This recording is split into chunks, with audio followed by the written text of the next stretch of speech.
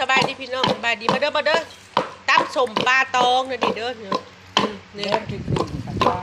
สมปลาตองมันได้เสียงตับตรวจอยู่นี่คุณใครสนใจใครอยากกินสมปลาตองก็นั่งตำนี่ฮะไม่โคหัวป่าก็นั่งตำไม่ฆ่าบ่ไม่ฆ่ากันลังตำพี่น้องนะตำจนมันแข็งพุ่นละ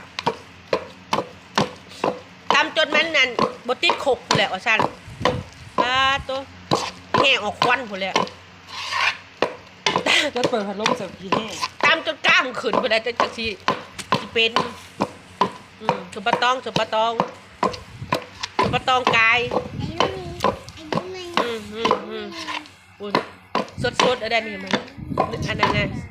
ชีดแดงใจวายอยู่บ่ต้นหนึ่งสามนี่อันเขาเข้าตา